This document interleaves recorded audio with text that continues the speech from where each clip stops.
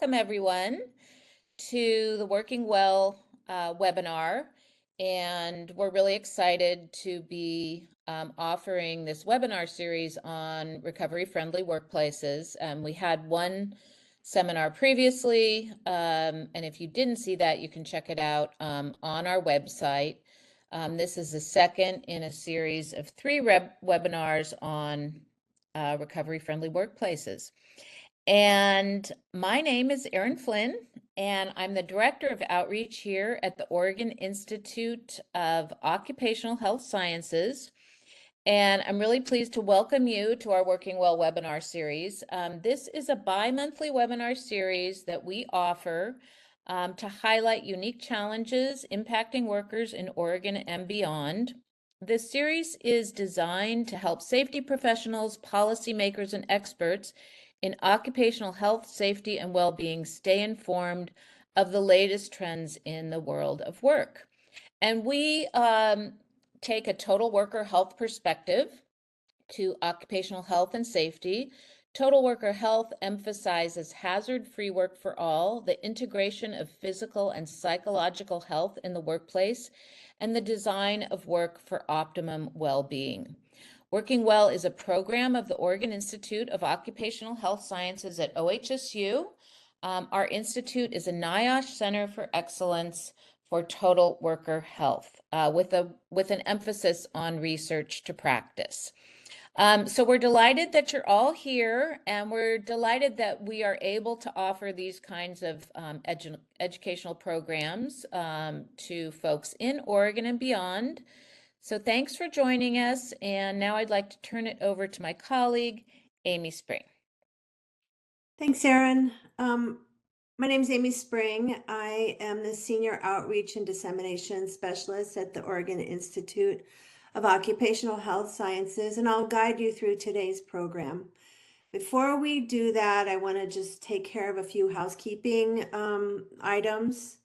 So participants in this webinar are muted, and if you have a question during the presentations, just add them to the chat and we'll get to them.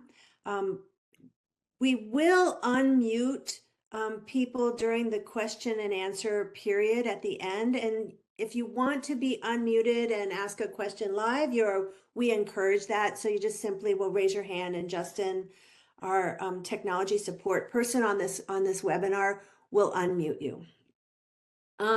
If you wish to chat with each other during the presentations or at any point throughout, or add resources or share things, please use the chat as you would in any other meeting.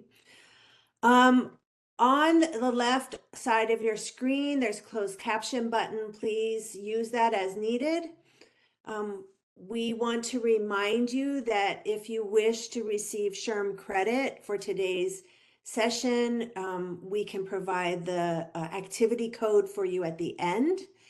And if you wish to receive CPH or CSP credit, at the end, you'll just send me an email and I'll get the documentation that you need.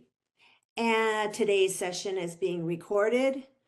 Following the event today, you'll be sent an evaluation, and it would really help us a lot if you would respond to that. It helps us inform our programming and practices into the future. And as finally,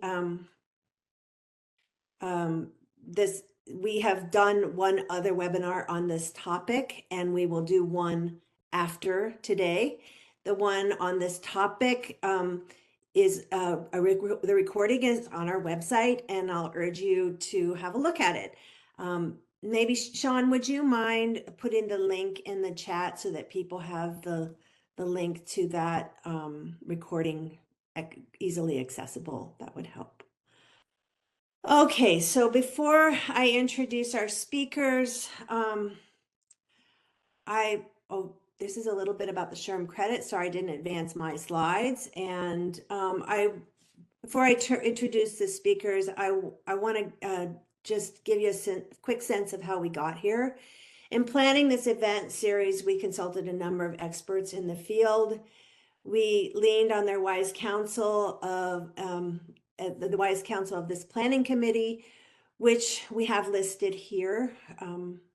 We believe the work to be done on this topic is important, and it's important for work, health, safety, and well-being, and we're happy to be a part of supporting this work. We share here some of the, we also are sharing on this slide some of the national resources that we've leaned on to help us come to understand more deeply the work that's happening in this arena. As a reminder, this is just one in a series. So the next event that we have is on April 14th. It will feature some very applied resources to support recovery in the workplace. David Shapiro from the Center, many people know him for this work, and he's from the Center for Health, Work, and the Environment at the Colorado School of Public Health, and Claire Bryant from the National Safety Council. Both of them will be a part of the April 14th session, as well as Brett Levens will be here will be able to benefit from an increased deepness of his expertise in this area. So if you've not registered, we urge you to please do. So just a little framing for today, and then I am going to be quiet. We have 3 speakers for today. Brett Levens will begin our session. He's going to bring to us this human lens of this work and the worker who is trying to stay employed. He's going to tell a bit of a story about that and how he comes to this work. Christina Ewing is going to bring the employer lens and a recognition that employers have more influence than maybe you realize. And then Terry Electron Myers, she brings us a systems approach and a community lens, the infrastructure behind what supports people in successful recovery. Now, of course, I've set them up for failure because these are very large topics, and it's impossible in the short time we have together to really cover the landscape in these 3 arenas. But this kind of animates the framing of what each of them will talk about. So let me introduce them and ask them to present their remarks. Brett Levens is the founder of Sober Curious Consulting. Brett is someone who's lived this topic from the inside out. He's been in long-term recovery since 2013, and rather than leave the workforce, he leaned into this topic. During more than a decade at Cisco Systems, he launched the Sober Curious Employee Resource Group and helped shape how the company planned its large corporate events and built the kind of resources that make it easier for people to ask for help before things fall apart.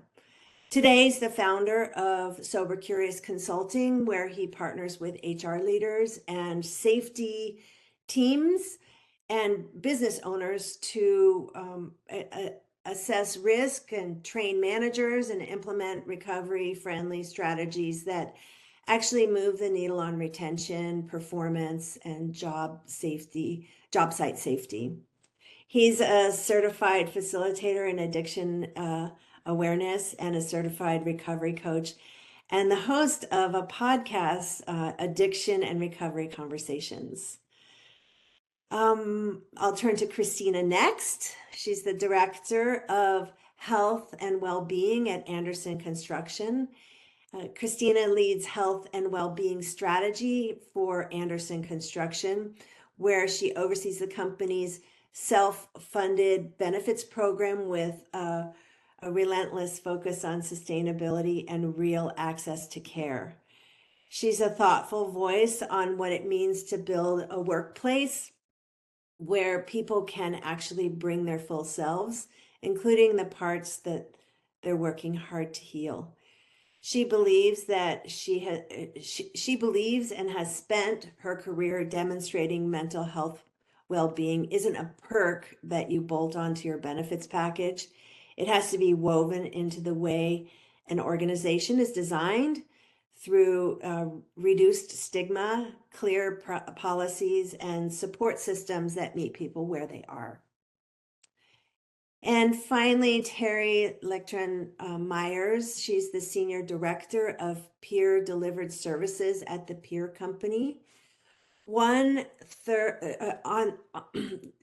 Excuse me, she's worked 20 years, she's worked in 20 years of executive leadership and across nonprofits and social service sectors, and has spent that time doing some of the most complex, consequential work there is, advancing equity, expanding healthcare access, and driving criminal justice reform. She currently serves as the senior director and oversees 45 diverse programs that leads a multidisciplinary team. Her leadership is rooted in trauma-informed, peer-delivered care, which means she understands at a systems level that what it actually takes to build an environment where people can recover and can do more than recover, can recover and survive in the workplace. But she also strives to get the people who work with her to contribute to their workplace at the highest level. Her experience spans from county level partnerships to large scale service coordination, and she brings all of that to the conversation today.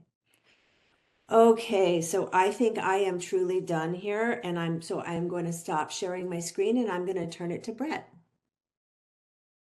Awesome. I've unmuted, and I'm really happy to be here, and I'm really pleased to be a part of this series, and applause to Amy and OHSU. This is a big deal, you guys. This is not small potatoes when it comes to how this is affecting society and the workplace. And I've been asked to kind of tell it through the lens of my lived experience. Who knew that being somebody in recovery, somebody who drank themselves to sleep every night, that's now one of my strongest assets, because I've lived it. And I'm going to tell part of my story through the lived experience lens. And I hope you'll join me. So I am really happy to be here. So I'm gonna talk about it through, like I said, my lens as an employee. So it has to start in 2011, everyone. I hope I can reach a few people on the way here. I want to say that before I get started. If I reach one person that can make a difference somehow in this work, we all win. So 2011, I joined this giant IT company called Cisco Systems. Not to be confused with the food company. I used to not have to say that, but in the last few years, I've discovered that I have to say Cisco Systems, the IT company. And in 2011, I am very ill with what is known as severe substance use disorder, meaning that I have no control over my intake of drugs and alcohol, with alcohol being the main one, but I would take other things as well as they became available. So from 2011 to 2013, I am the poster example of what it looks like to have this accelerating condition. It gets worse over time. So here I am in this highfalutin job. I work remotely, and within the first week or so, I'm invited to come to San Jose, which is where Cisco's headquartered, to be involved in a recording of an educational piece. It was for IT people that are learning, and so I said yes, I'll come, and I got there, and this training video that I was involved with required me to be on camera for several days.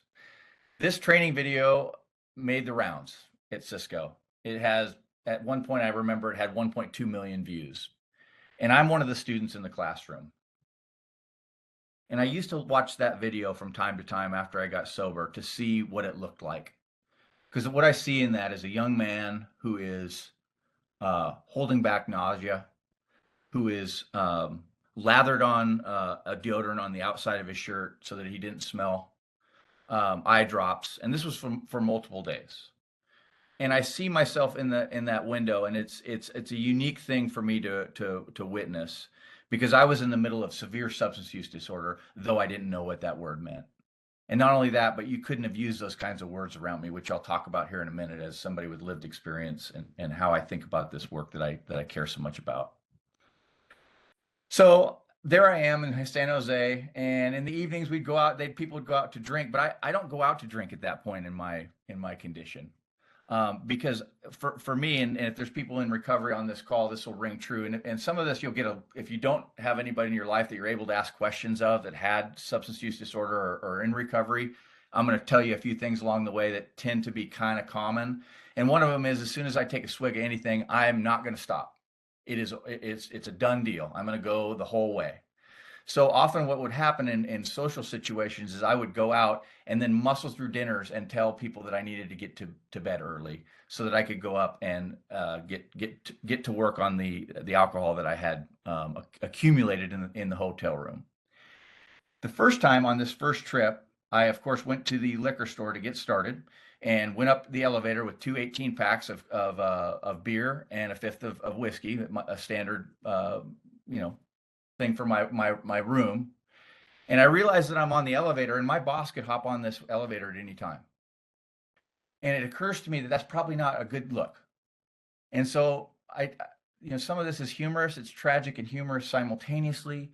But the trick that I use over time, because I was still very sick with substance use disorder and went to lots of events at Cisco, is when I would arrive, I would go up to my room, empty my suitcases, and then I would go to the liquor store with empty suitcases, fill them up, and then I could be on the elevator. And that was my life. And trying to be a working member of a team and work, and I was already remote. It was tricky business. And so, but this is the part where I'm going to take a pause. I'm going to tell on myself a second here, and I'm keeping an eye on the time here, because if we're talking about guitars or substance use stuff, I'm tireless, and so I am talkative, and I love talking about this stuff. So the first thing that I think I can bring to this work is an awareness for some of you that maybe you learned something through there. I was keeping it private, but also during that time, if anybody would approach me and said, "Hey, Brett, I think you need help," or if I were to hear myself talking right now, I would be so irritated. And this is a problem because we've made it so stigmatized and shameful that it's built that way into our society. And so I would have resisted all of this. And that serves me in this work, because if somebody on this call has just heard me say that and they feel that way, I know where you're coming from. It's tricky business at the beginning to start to come to grips with some of these things. And I've been there. So that's just true. And I would have said, "You righteous, whatever, get the heck out of here," or whatever. So that's sort of the lead up. I'm sicker and sicker all the time. And then 2013, May 28th, to be specific, I get sober. And this is the story I'm going to tell you now that helped me get in the door at Cisco Systems. Because if you're interested in recovery-friendly workplaces and you're somebody who is trying to effectuate change as an employee or as an HR representative or whatever else, I'm gonna suggest to you now that the stats and the information and the kinds of things that you can bring to bear on this issue are super important. But it wasn't until I started telling some of my stories that they started to listen to me, and they started to open the door for more of it. So in 2013, I got sober, and I'll leave that up for another day. But it just so happens that I was scheduled to go to Cisco Live in Orlando, which is a big event, 25,000 people. I'd worked it before, and I get to San Jose. I fly into San Jose. Folks, I haven't found my people yet. I don't have any support. I don't have any peers. All I know is that I've quit consuming alcohol, and I'm stoked that I have 23 days. I believe that I'm onto something new in my life, though I don't have any support of any consequence. And so I don't know how to be social. I don't really know. I always say, I don't even know how to put my pants on at that point. And the first thing that happens is I land, and our boss says, "Everybody, let's meet at the Greek restaurant to have a big, for the beginning of the event. We have about 60 of us around a table at a Greek restaurant." And I'm uncomfortable, very uncomfortable. Nobody knows because I never told anybody. And all of a sudden, I realized that the staff is hustling shots of booze to everybody on the team. And my boss's boss is asking everybody to stand up on their chairs. It's ouzo because it's a Greek restaurant. And we're going to do the whole opa thing. And I can't tell you how uncomfortable I am, but I'm standing on a chair in a restaurant with 23 days sobriety. And I'm holding this shot of liquor in my hand while my boss's boss is encouraging everybody to say opa and have a shot. That story that I shared with the HR team was the one that made them listen, because they realized, well, they could feel that one. And I hope it landed with a few of you. Let's just say that was put into a very, very dangerous situation. And my boss's boss, I believe with everything I got that they didn't intend to harm me, but they just didn't know some things. And they didn't build their culture in a way to make room for people like me. And so here I am standing on this chair and I don't drink it. So keep an eye on time. The next 8 years at Cisco Systems, I have my own shame and stigma that I'm working on, meaning that I'm not telling anybody. I go to the events, I go to their dinners, and I do what I need to do, but a couple people I would tell, but not really very many people. But along the way, I started learning about the disease model, about how the medical society deals with this condition. And I started realizing things and knowing things that I didn't know before. And that helped me. And so in 2021, I told that story to the HR team. I'd recently watched a movie called The Anonymous People, recommend it to everybody on this call. And so I knew some things about why it is that we're quiet. And I went to the HR team and they said, this is wonderful. We want to make a big deal out of this. And so I was offered the opportunity to talk to our company's senior director of mental health on a mental health awareness week. And they said, do you want to do that? And I said, not really. I wasn't comfortable with this yet, but it was one of those moments where I said, I'm going in. And I was starting a process of becoming out with this condition that I have. After that, I figured, well, I'm this far along. I'm going to get noisier yet. And so they gave me the opportunity to write a blog for Dry January, which was this new thing. And all of a sudden, at a company of 80,000 employees, I went from knowing this many people who were like me to having my WebEx, which is what we use at Cisco. We own WebEx, by the way, or when I worked there, we did. Anyway, and I started getting texts, and I started realizing that I'm surrounded by people. Like the champions are everywhere in companies. So the blog happened, my chat was lighting up, and this is where we started to effectuate change inside of this giant company. We had a little ERG with we went from 0 to 50, then to 100 to 150. And all of a sudden we were doing events like webinars. We stood up a bunch of internal resources that weren't there, the basics. Here I am in a company with deep pockets. Mental health had made its way into the scene, which was awesome, right? But substance use really hadn't shown up yet in any earnest way. And we started to make changes at Cisco. We had some sales reps on our team that we put with the events team for an upcoming sales conference. And they were able to tell what it's like to be in sales and sober. And now all of a sudden the events team was on it. Now we're doing webinars. Now we have a group. Now we're getting pings from each other. Now we're getting allies, people that care about this. We're getting family members who have issues. And all of a sudden you can see that this thing has been right below the surface the whole time. I did not know that I was involved with recovery-friendly workplaces at the time, but I was. And I'm very proud of that work that I did there. So I think I'm pretty close to the end of my time here. And I think we're going to have some panel stuff at the end. I'm easy to find online, and I do have a podcast if that interests you. And so thank you for listening to me, and I'm handing it off to Christina. Go on mute. Thank you, Brett. Thanks for sharing your story. As I was introduced, my name is Christina Ewing. I'm the Director of Health and Wellbeing for Anderson Construction. For us in the construction space, mental health, suicide, and substance abuse is very a very big topic for a very long time. And kind of to what Brett mentioned, there's a lot of stigma, especially in industries that are male dominated, especially in industries that are kind of those tough industries. And so it's been a lot of years of us really trying to address it in a way that made people feel safe to talk about it, safe to ask for help. And we kind of had to prove it, right? We had to prove that once they did, that we stood up to that promise, and we were able to be supportive, give them a safe space to talk about what they need, and to get them the resources to get the help that they need.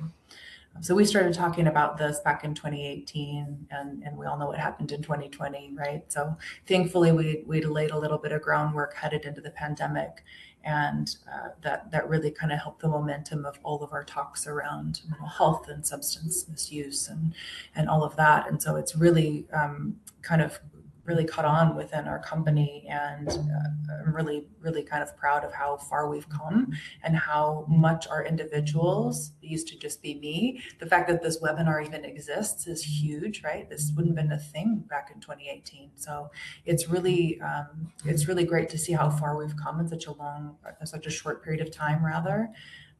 Personally, I don't have the same story as Brett, but I do have a lot of addiction in my family, very immediate family members who have battled with several bouts of alcoholism, and that's been really tough to have to navigate as a daughter, as a sister, and just being able to kind of walk through that and understand a little bit what people are going through has been able to really inform the programs that we've had and the way that I approach this work. So thanks again, Brett, for sharing. It was really impactful.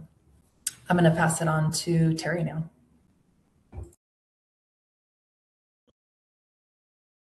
Good afternoon. My name is Terry Leckrod Myers. I am the Senior Program Director of the Peer Company, and I also have lived experience of long-term recovery. I've been in recovery since 1995. Is way before Jesus was born, I'm sure. But this is what drives my passion. So I know that a lot of you already heard my background, but my passion is to make sure that people have supports in all environments. So as the Peer Company, we are an organization that has about 45 different contracts that are in every environment possible. Kind of to Christina's point and Brett's point, as we are walking through life and we know that the world is full of people that have either have had lived experience with substance use or mental health disorder, or they have family members that have affected their families on both sides. I am particularly passionate about the industry that we are in right now with the construction and labor industry. I was really excited in 2023, there was an introduction to a initiative put on by the executive order to bring in a recovery-friendly workplace initiative, meaning that people who, instead of hiding from the addiction and pretending it's not there, it was about being able to bring resources and ideas to the table of how do we make this so that it doesn't make someone feel like there's fear of their job if I disclose that I have relapsed, or is the stigma around the trades or any other profession going to be in such a way that it makes it to where my addiction is taken farther down the road in a way that is negatively impacting the organization as well as myself. So peer delivered services is a person who is delivering services that have had that lived experience. So whether they have successfully found a way to recover from mental health, substance use, and or other ways to have tools on when we have suicidal ideations. and being able to put it on the table so that it doesn't feel like if I tell you that I have this feeling that I want to not be in this world anymore. What are some of the tools that we can, as an employer, be able to give you tools so that we are not looking at you with judgment, but we are actually looking at you with empathy, compassion, and care, and being able to advocate for you to find the right services that's going to work for you. So peer delivered services, because people have had that lived experience, they are the emotional support to the employee. They are also being able to communicate in a way that allows people not to feel judged, and to be able to look at things from a lens of being trauma informed, which in some ways trauma informed could be also another way of saying, how do we present ourselves in our workplace with psychological safety? So being able to be an advocate, navigating through systems, resources, trauma-informed engagements, that is what a peer does. And so as we are in all of these different highlights of when I was asked to talk about this, we were talking about the cross sections of partnerships, and I have been in the field of nonprofit since 2000, but I think that the success of this journey of what we're all trying to achieve here is about the relationship building. It's about getting to know each other. It's about being able to say, okay, so this is what Christina's doing over here at her organization. And if I have another organization that is trying to do the same thing, how do we connect each other? And how do we start connecting the dots? Because the successes of what we have in our workplace is also recognizing that there's multiple layers within just the topic. Recovery friendly workplace has so many different layers of how do we introduce it to our and follow the American Disabilities Act. How do we follow it through? I mean, I have to work with we call them people and culture, so that it doesn't seem like HR is a bad word. We're going to go talk to HR right now and find out what our options are. Instead, we're talking to our people and culture and saying, okay, so we have a person who is wanting to keep the job. What are some of the different options that we have? We have to follow policies, protocol, contracts, but we also can do this with bringing some lens of humanities to the table. So being able to know that the cross section of partnerships, I have been really excited, because so as you all talked about 2020, as some companies were having less work to do, we actually increased our work, because we were the only field of people that knew that in order for people to not die from isolation, we were willing to have contracts with people to build relationships, and we did it with safety. We masked up. We had hand sanitizers in every corner. We had people that were able to, but the connection of people, the isolation, there was such a huge impact on people, as well as all ages being impacted, because the disease of isolation is also the disease of alcohol and drugs, because that's what we do. We drink and use behind closed doors.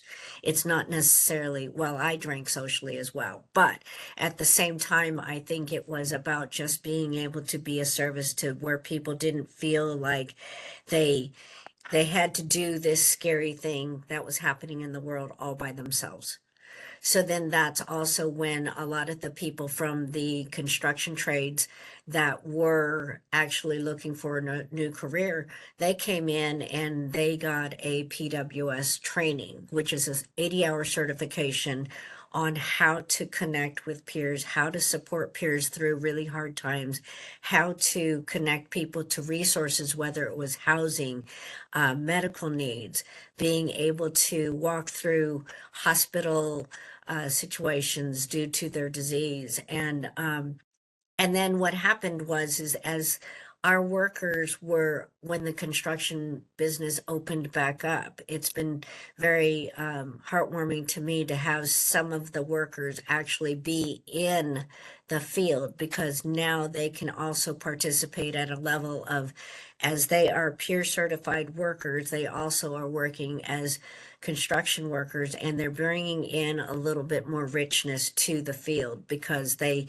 have the lived experience of what it is to walk in and talk to their boss about what is going on. But then at the same time, they also have supports that are in the workplace.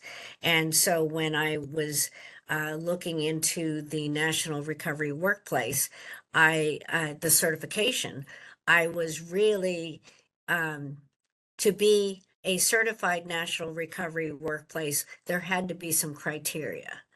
Having naloxone or naloxone and other medications that can help help people survive overdoses. There is peer delivered services that are being offered on the workplace.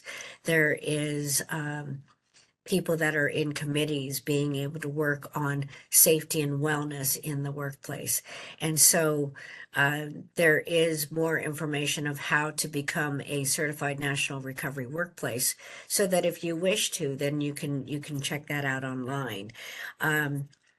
We also have a couple of contracts that are large in Eliza, I saw that. Thank you. Because Eliza is actually your contact person that you would want to be able to connect with, because I'm going to be following up with her so that we could become a National Certified Recovery Workplace as well. So sorry, that was a little side note.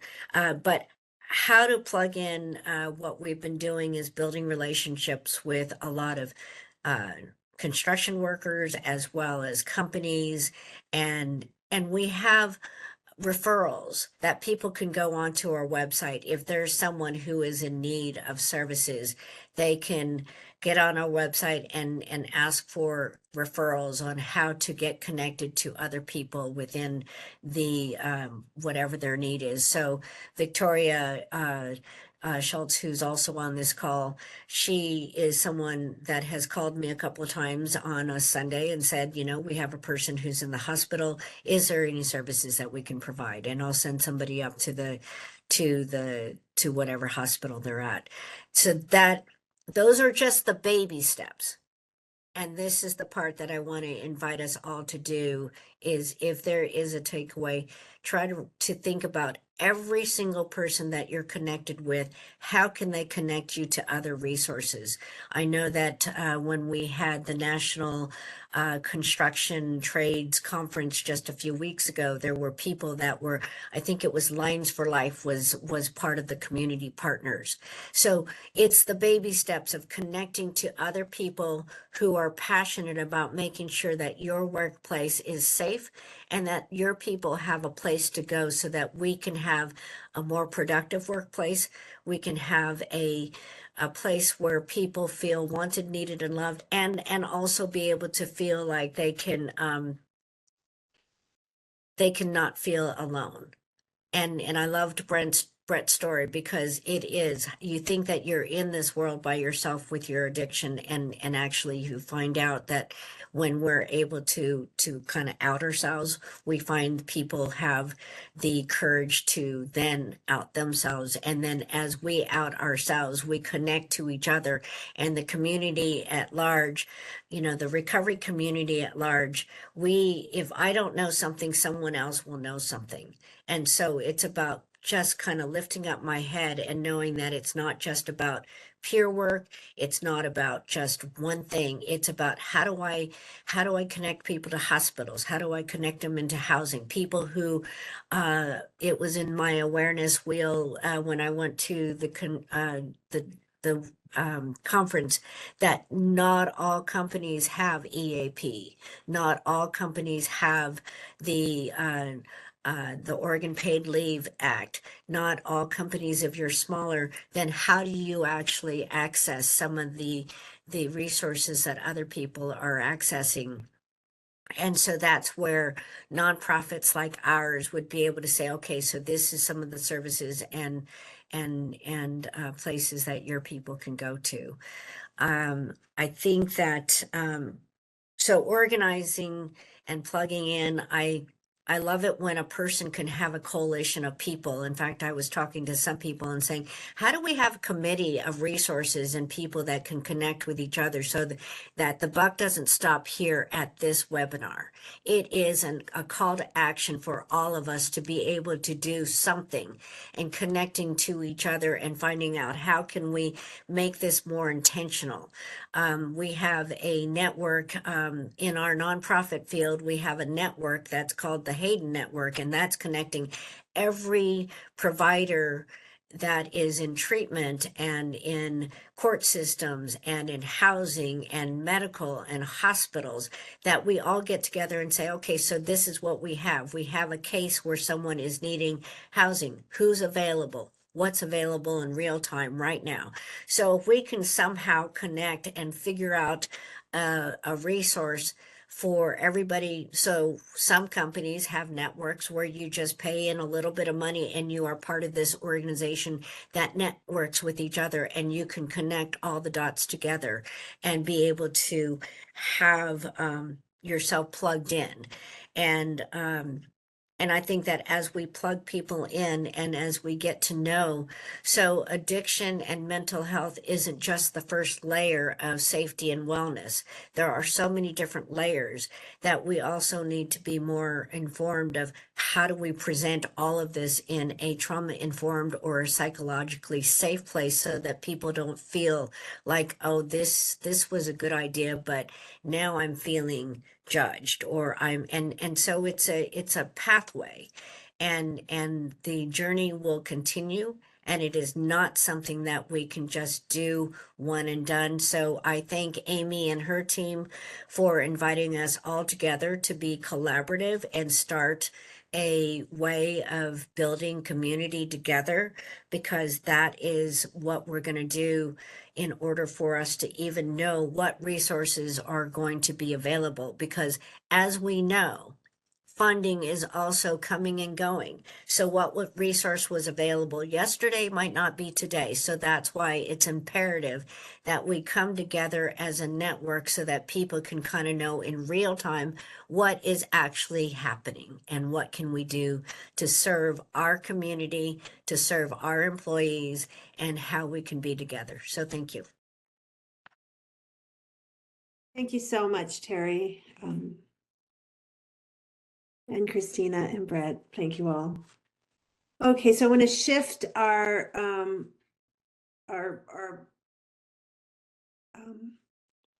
pedagogy to a panel.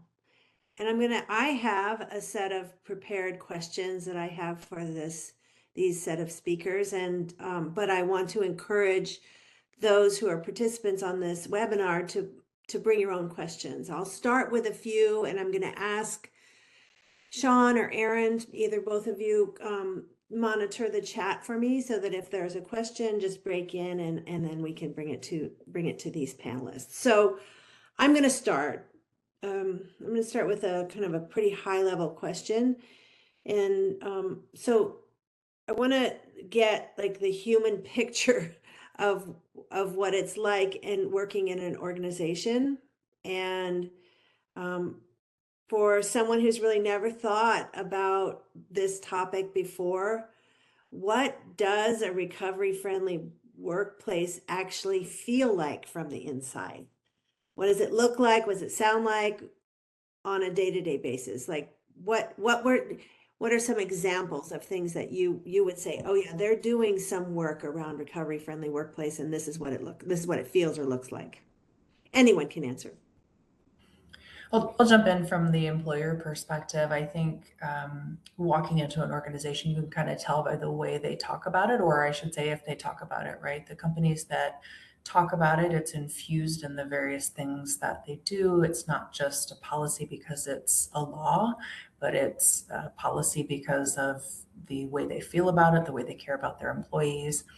it's more than just a topic. It's kind of infused in different discussions. It's infused with the benefits. So when you talk about benefits, you don't just talk about it matter of factly. You go into the details of like why this thing is there, what an EAP actually does. And it's repetition, right? You can't just talk about that one time when the employee starts. They may not need it then. They may not be thinking about it then. So repetition is a huge component of that too, of not just how or if they talk about it, but how often they talk about it. And there's, there's certainly some data behind that too, like what are your EAP utilizations, right? Like nationally, it's about 3 to 4%. Our company in a low month is 25%. So it's a really high utilization because we talk about it a lot. We talk about what EAPs can do.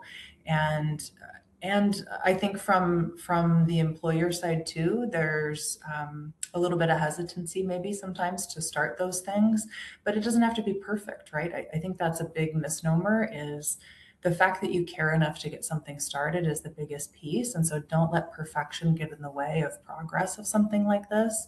Start where you're at, piece by piece. Start with maybe some trainings, learning about inclusive language to use around mental health and suicide prevention, substance use disorder, those types of things. Those are really easy things to be able to start with to really help kind of build that program out. But really it's about the desire. And you can tell the difference between someone who's doing that because it's a technicality or it's a legal requirement to someone who's doing that because they care, and then being able to back that up when someone actually goes to use those things. I think that is everything that you said, Christina, is exactly what I was thinking, but it's also leadership. So you have the different layers of management, leadership, supervisors, leads, and it matters not what we say, but it matters what we do. And so how do we do the action that feels like I really love it when my people and culture person comes in and people are sharing their story. He's very mindful and thoughtful, and he says, okay, so what is it that I can support you with? These are the things that we have available for, but what is it that you can do? And it is that dialogue. It is about our words, our actions, and also our investment. Do we have, I have one organization that is a retail organization that what they wanted to do, instead of bringing in more security, they brought in peers because they didn't want people to feel like they were having a power over experience, but they were actually bringing people who cared and had that lived experience and could walk side by side with them. And so that was, that to me is a great example of someone leading, because money, action, all of that, it all lines out. I'll throw 2 bits in here too, as my grandpa would say. How about when you're throwing an event and you have your spreadsheet in front of you and you're figuring out how much money you're going to allocate to various things? Look at the line that shows alcohol and look at the line that shows non-alcohol. Now, I don't believe in shaming everybody or being the fun police, because that won't work. Though some companies finally just got to a place where they don't allow alcohol at events, and that's fair too. But there's cool things you can do. There's a reason that the non-alcoholic beer aisle is lit up, right? And so, you can even bring in non-alcoholic mixologists. So just have an awareness that if your employees are all special, then maybe consider making them feel special in the way that you throw an event, as one example. Thank you. We have a question here from the participants. What's been the biggest barrier to employer participation and what has helped overcome those barriers? I'm not sure if this panel is the right panel to discuss this particular question. I do know the panel that we have on at the April 14th is well versed in this topic, but I'll open it up to this group and see what people think. I can kind of speak to the things that I heard when we started talking about this as an organization, especially from leadership. I think a lot of people think there's no problem because they don't hear about it, right? And then we start talking about it, and now we hear about it all the time. So, you know, there's sometimes the perception of, well, you created this problem, and it's like, no, these things existed. People just didn't have a way to address them before. They didn't have a safe place to address them before. So I think that is a big kind of misnomer, is if you don't hear about it, nothing is wrong. And there's a little bit of like perceived liability when you start talking about things like suicide prevention, overdose prevention in terms of like Narcan on your job sites or offices. So there's some perceived liability that's just really not there, right? Like you're not doing anything that's going to put yourself in a place of liability. In fact, you're doing the opposite, right? You're putting yourself in a place of actually improving the lives of your employees and providing them a place to get help. And in a lot of cases, kind of like what Brett said, people are functioning. And when you think about the industry we're talking about, specifically construction, people are functioning alcoholics or in the midst of substance use disorder out on job sites, which is a very dangerous profession in and of itself. But add those things to the mix, and imagine what the increase is in terms of, you know, potential injuries on a construction site, whether it's machine based or forgetting to clip in, or, you know, all these little things that distract from the very real aspect that has to be addressed on our jobs, which is safety. And so I would argue the opposite, right? Like the liability isn't in taking action, but it's in not taking action. Thank you. Fear is one of them. Shame and stigma are the other two. Or those are the big dogs as to why there's resistance. Fear, shame, and stigma. And if you can address those in your heart and your mind and start to look around and start to learn some things and start having the upper management learn some things, suddenly it becomes less of a boogeyman and more of something to inspire people. So that's my 2 bits. Back on mute. I think that those are all the things that I was thinking about, but I also think that fear of legal issues, risk, and that and then the lack of buy-in. And when it comes to the information, sometimes lack of buy-in is because people don't know the impacts. And so being able to have a little bit more of that in the forefront. And then lack of resources, because where do you begin? What do you do? So lack of knowledge and awareness, being able to get through the fear of the legal. I know that for us, a lot of it is, you know, how do we do this and do it with a legal lens, American Disabilities Act lens, and also being able to change culture within the cultures that we work in.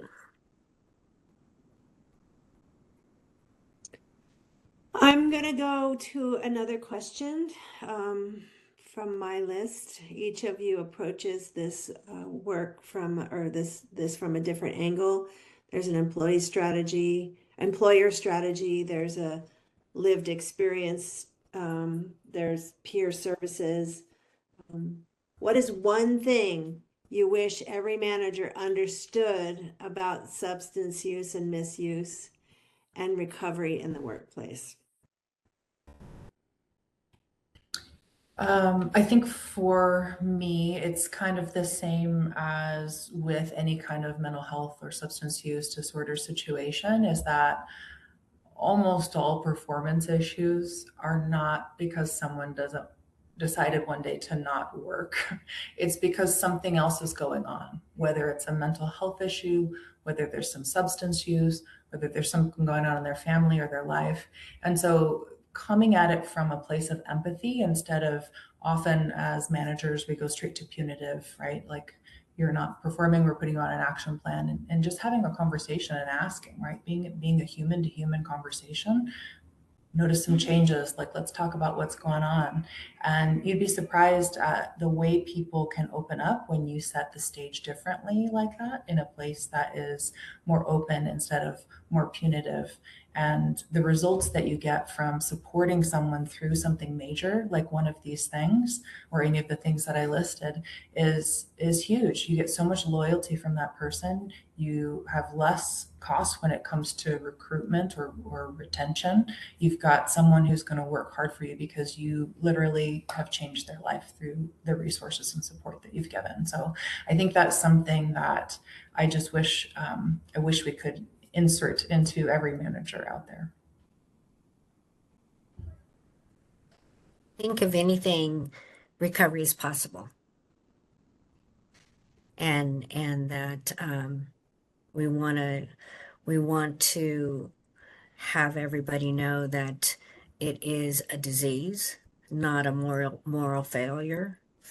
And if my wish was anything, is to have job sites be prepared for anything that can support them, anything that is life-saving, like Narcan.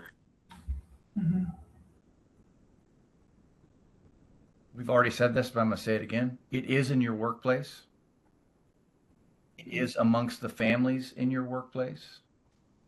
I'm going to echo Terry. Recovery is possible. And people in recovery are kind of badasses. So once you get a recovery people that are employed, and you'll see this if they start coming forward, you'll start to realize, you know, Susan, I didn't know you were in recovery. You happen to be one of the badass employees here.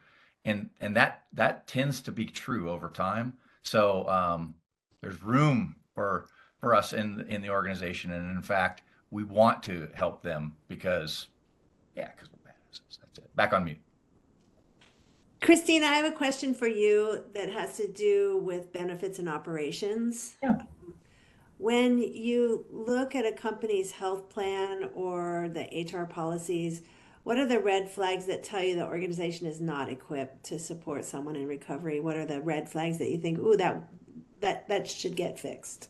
Yeah, well, I don't know if everyone knows about mental health parity, but there's been some legislation recently that has mandated, it's not always still fully applied appropriately, that, you know, physical and mental health, including substance use disorders, treated the same. So in terms of benefit levels. So a lot of that, where it used to be, you know, there was disparities, it legally can't be anymore. That doesn't mean it's always applied, but typically it is. And so that's taken a lot of that away. And so I would say it's less about the benefits and more about how people talk about the benefits.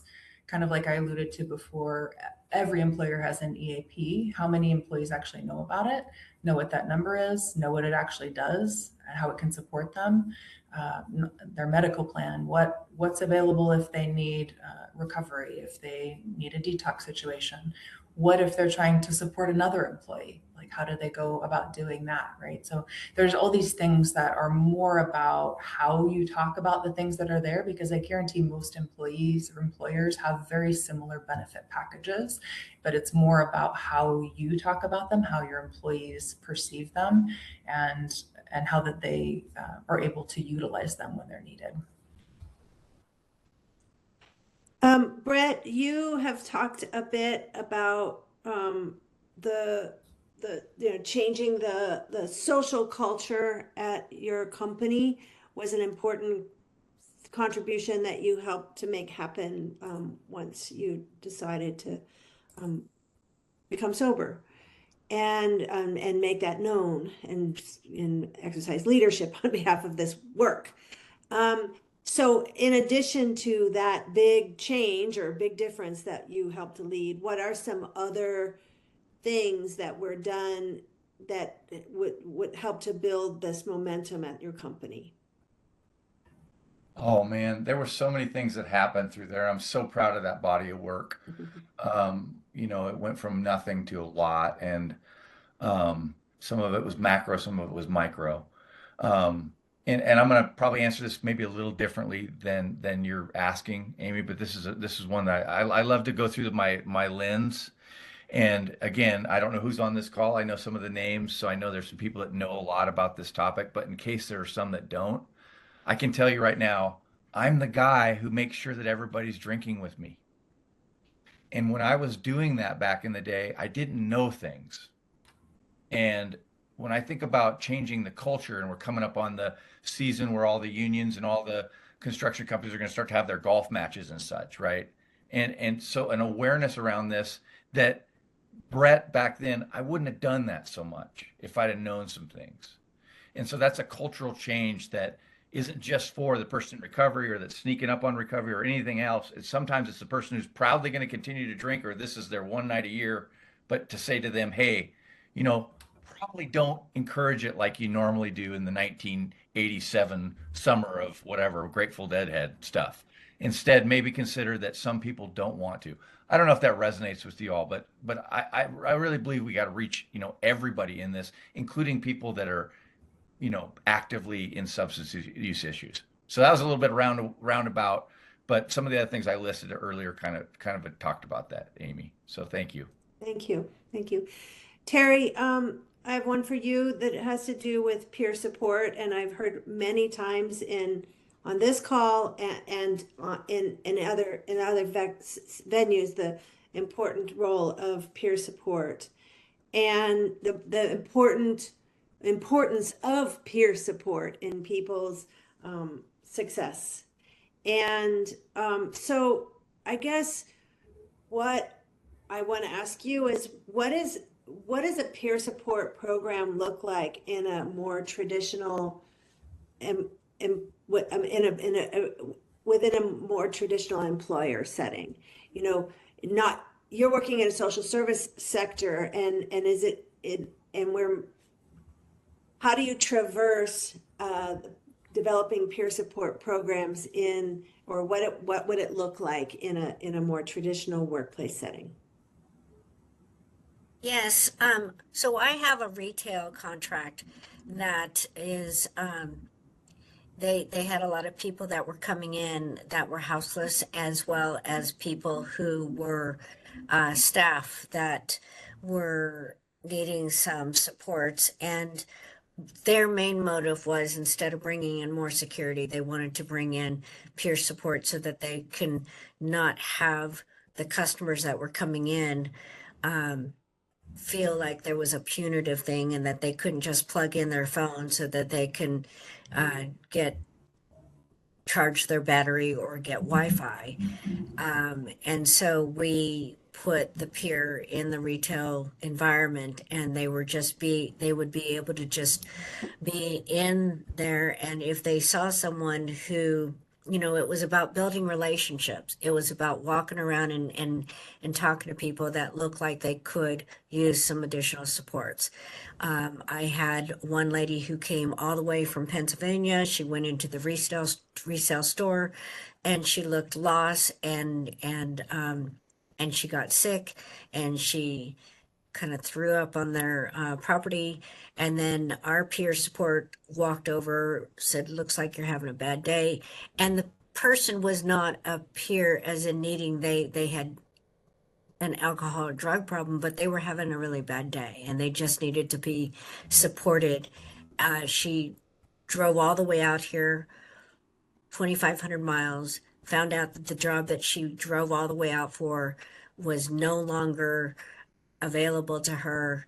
And then she was having some computer problems and she didn't know how to do it. And the retail store was where she was going to get some supports from.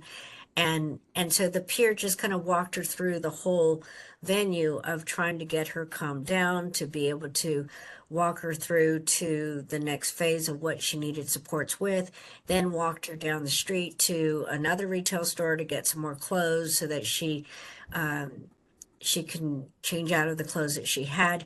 So in every environment, whether it is in the library, in a retail environment, in the work site, we do have people that are at different work sites that are just needing to have supports, that they are there if someone just needs to talk to them and be able to calm down from that moment.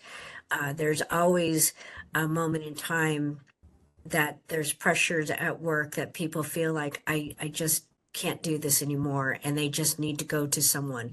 And so that person, when they're at a work site, they can just know that that's the person that they're going to. So it's maybe a little bit like an IT department that whenever they have a computer problem, they go there. But whenever a person is having a life problem, they go here. And so it doesn't, it can be in, what I'm finding, it could be in every environment. The contracts that we have used to just be in social services, but they're actually expanding out to other services. Thank you, Terry.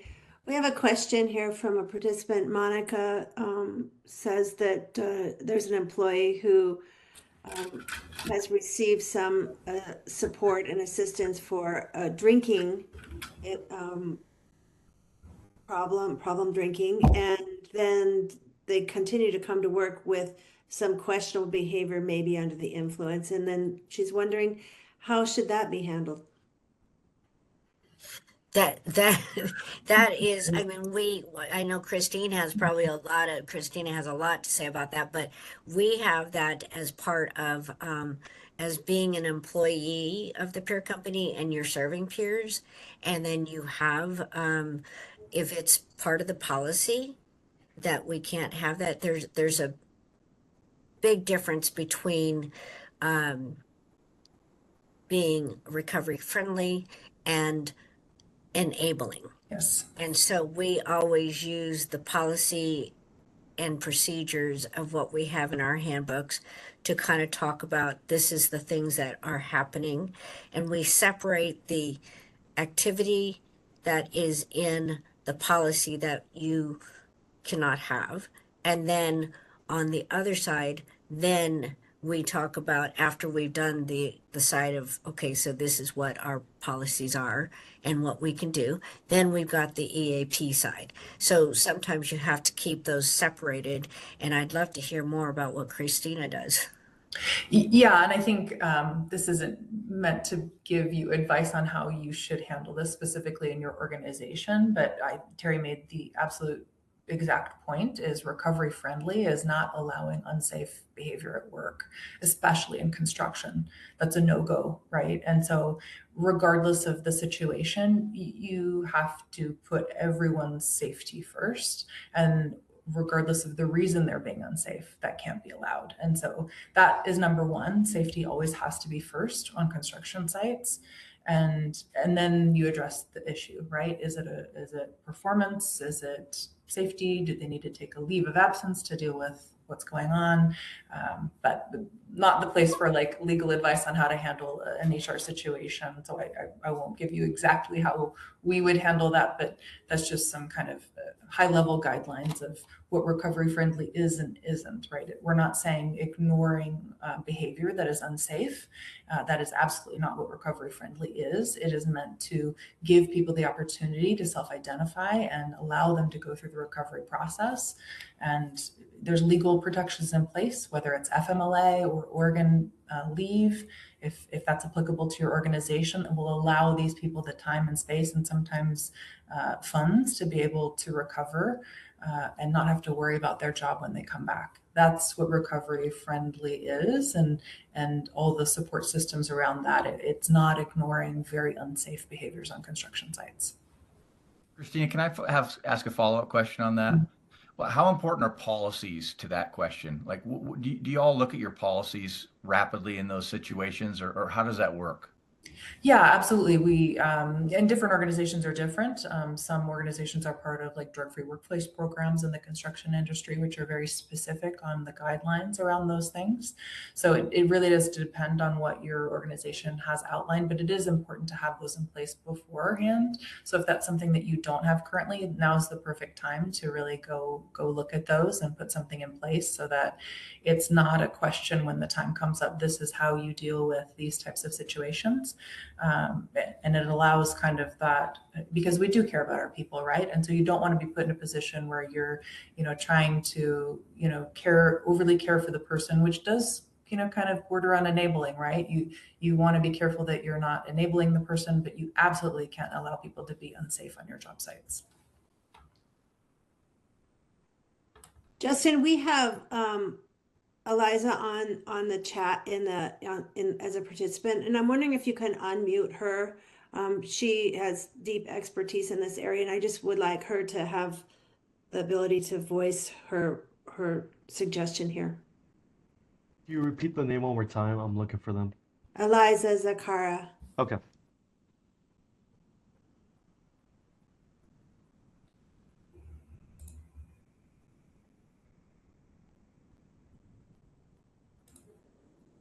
Okay, they are now in. Thanks, Eliza. I put you on the spot a little bit, but this is your bread and butter here. I think I didn't wear a hoodie today. I'm sorry. I really could use help from chiming in on this conversation. I work for the National Recovery Friendly Workplace Institute, and I'm glad to be on a panel of peers like Brett, Terry, Christina. I've seen your work, and I see in the chat Tyler from Hamilton County who can offer up some policy samples. I summarized it best in the chat that having clear, consistent, and communicated policies. Communicated is usually the piece that's missing. So employees aren't even aware of how policies protect them, but also can protect the company. So things like having compassionate conversations, management and HR, understanding what that looks like when there is a safety concern or you are concerned that any employee, regardless of form or disclosure of substance use, is having some type of performance issue or you're just concerned. So knowing how to approach that is critical, and pairing it with those strong and consistent policies so that an employee is not facing undue stigma, things like reasonable suspicion, fitness for duty policies. And again, Tyler's in the chat and his organization has some policy templates. Pairing those things together is the best way to address that. And I'm sorry I chimed in the chat. I didn't mean to use this panel. I love everything you're saying. I'm just like, yeah, retweet. I'm like, Brett, give me a thumbs up emoji. Thanks, Eliza. Thanks a lot. Okay, I have a few more questions. I want to talk a little bit more about stigma. Stigma is such a hard, it's such a hard thing, and it's actually so important. So, it's, it's personal, it's cultural. Sometimes stigma has to do with faith traditions. It's all kinds of stigma. We're burdened with stigma in lots of places in our life.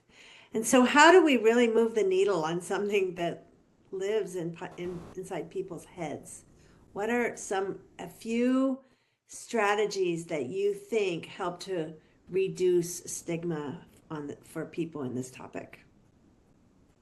I'll speak for us, and I think repetition is huge. The more we talk about it, the more it becomes commonplace. If you only talk about it once or twice, it doesn't move the needle. It doesn't have the effect that you want it to. And as well as that, we also talk about it in terms of helping others. People are much more likely to hear a message that they don't feel is targeting them.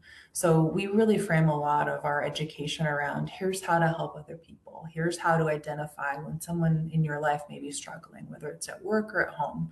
The signs are the signs. It's just the matter of severity of these signs, whether it's mental health or substance use disorder. The signs are very often very similar. And so they're very practical to talk about in that spectrum. And it really has helped people with their empathy towards others and what's been going on in their lives. But it also allows people to hear it who may otherwise not. If you're talking about it head on at someone, then often you get resistance. And the person who is maybe in denial or in a situation where they don't want help is going to be less likely to hear it than if you're framing the conversation around here's how we'd love for you to show up for your coworkers, for your friends, for your family members. And it allows them to hear it, and then hopefully at some point they're ready to receive that help themselves. But it's a repetition and how you choose the words you use. I think that also normalizing and bringing in the culture of recovery as a strength of resilience versus a weakness, because I think that a lot of times people think that, oh, well, they can't hold their alcohol. It's and really when someone says they are going to stop drinking, instead of saying, oh no, you don't have a problem, it's more about, well, that is courageous. It takes a lot of courage to be able to talk about, what it's like to be a person in long-term recovery, and then being able to have that culture of care and empathy and understanding. I think that that has a lot to do with how we present ourselves, and not just saying it, not have it just on a piece of paper and a policy, but being able to know that this is a person's, this is their normal state. And then if they're doing something that's a little bit more out of the realm of normal for them, then being able to ask them, are you okay? And is there anything I could do to support you? And being proactive of knowing who you work with and knowing what their norms are, and leading by example of empathy and compassion and grace. Thank you. I'll add on to that too, because I think, one of the feedback that I hear from people is I don't feel comfortable having those conversations, and that's okay, right? Like not everyone has to feel comfortable or have those conversations, but everyone's gone through the training, right? So like if you don't feel comfortable, that another supervisor, another foreman, another superintendent, another EHS, you can tag them in, they can come help. So it doesn't have to be you that has the tough conversation. So it's giving people the tools and the resources along with that. Just to kind of piggyback on what Terry said, I think that's a great point, is teaching them how to do it, but also recognizing that some people are just never going to feel comfortable with it, and that's okay too. But they know who can help. They know who the helpers are. When I spoke at the Washington Governor Safety Conference, there was this guy running around that ran a porta potty business, and he was stoked on one of the things he did by putting these stickers inside of his porta potties.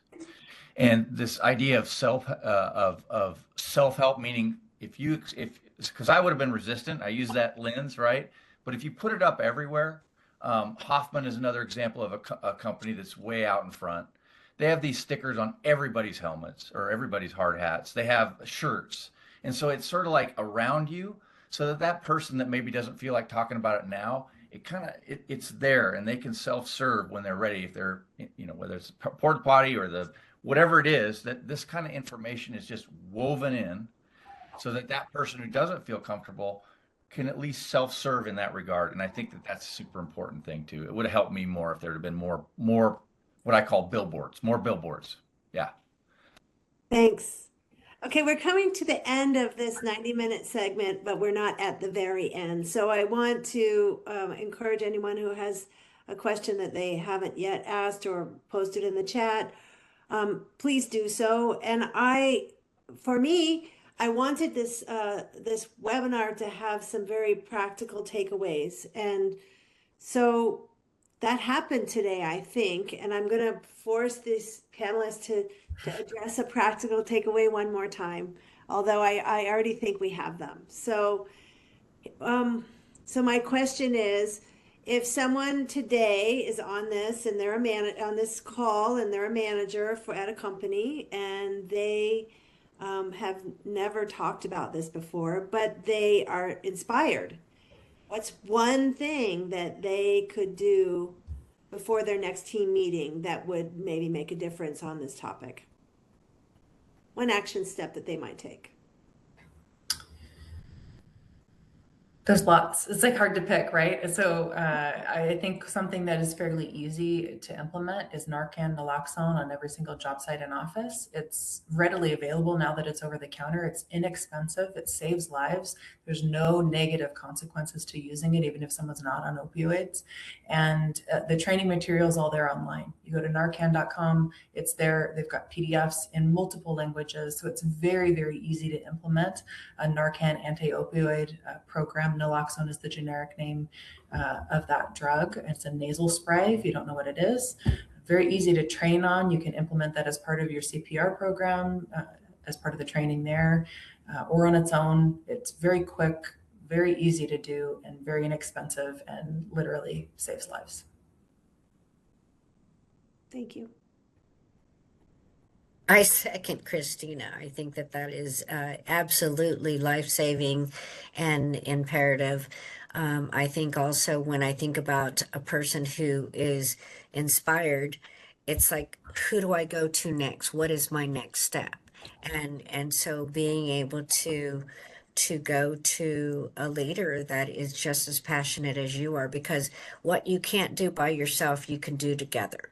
And so just one person taking a baton and moving it is not necessarily, it could feel frustrating, but I think that it is also one that, how do we mobilize? How do you get one person to be on that task force with you, and then bringing on one person at a time so that you all of a sudden have a network of people?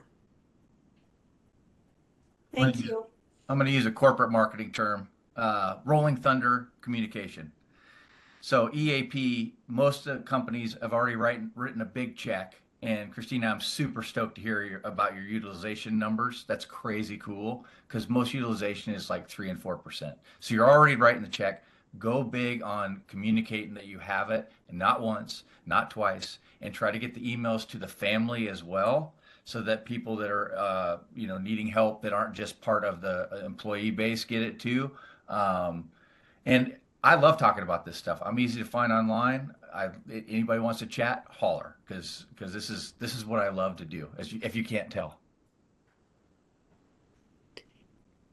Join me in thanking these presenters today. You were